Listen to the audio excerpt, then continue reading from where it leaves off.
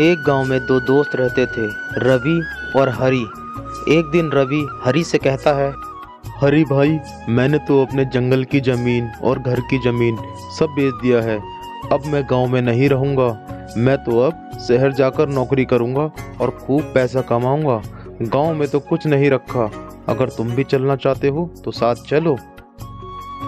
अरे नहीं रवि भैया, हमारे लिए तो हमारा गांव ही सब कुछ है। हम अपना गांव छोड़कर कभी शहर नहीं जाएंगे। और रवि भैया, मैं आपको भी सलाह देता हूँ कि आप भी शहर मत जाओ। शहर में कुछ नहीं रखा। हमारा गांव ही हमारे लिए सब कुछ है। शहर की दुनिया बस दिखावे की है, वहाँ पछताने के सिवा और कुछ नहीं रवि भैया। ठीक है रवि भैया, जैसा आपकी मर्जी। हम तो चले शहर पैसा कमाने। इतना कहकर रवि शहर चला जाता है और हरिया उसे देखता रह जाता है। फिर हरी भी अपने घर की ओर चल देता है।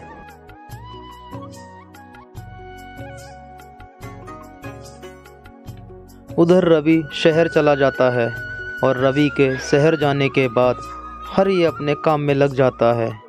वो अपने खेतों में काम करना शुरू कर देता है। हरी दिन रात धूप और बारिश में खूब मेहनत से काम करता है।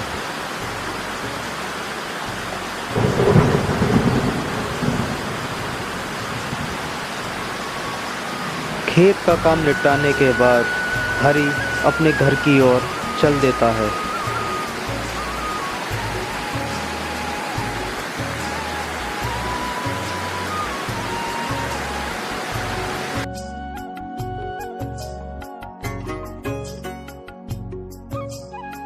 अरे हरी, आप आ गए खेत से। कैसा रहा आज आपका दिन? आज तो बारिश भी बहुत अच्छी हुई है। इस बार भगवान की कृपा से अच्छी फसल होगी। और हाँ, आपका दोस्त रवि शहर चला गया क्या? हाँ नीलम, मैं खेत से आ गया।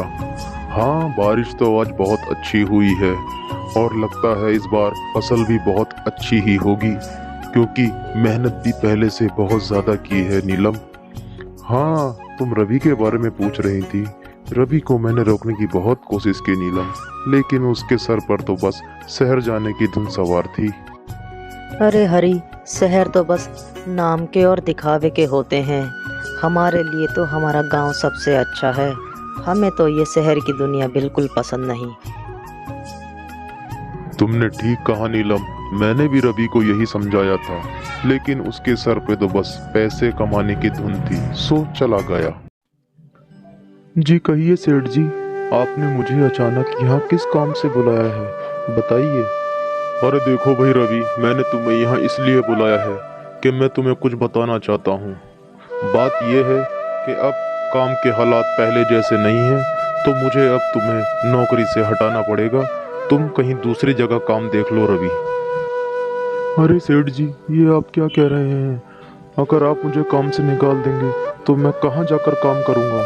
मैं तो शहर आया था अपने गांव की ज़मीन और जंगल की ज़मीन बेचकर, सोचा था कुछ पैसे कमाऊंगा। ऐसा मत कीजिए। अरे देखो भाई रवि, मैंने तुम्हारे काम का ठेका नहीं लिया है और मुझे इससे कोई लेना देना नहीं है कि तुम अपने गांव से क्या बेच कर आए हो।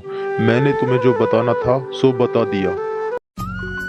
उधर हरी की मेहनत रंग लाती है और फसल पककर तैयार हो जाती है। अरे वाह, क्या बात है! इस बार तो पिछली दफा से भी अच्छी फसल हुई है, एकदम शानदार। अब इसे जाकर शहर बेच आऊंगा। उधर हरी अपने गन्ने की फसल को लेकर शहर की ओर निकल पड़ता है और यही सोचता है कि अब इसे बेचकर खूब अच्छे पैसे मिल जाएंगे।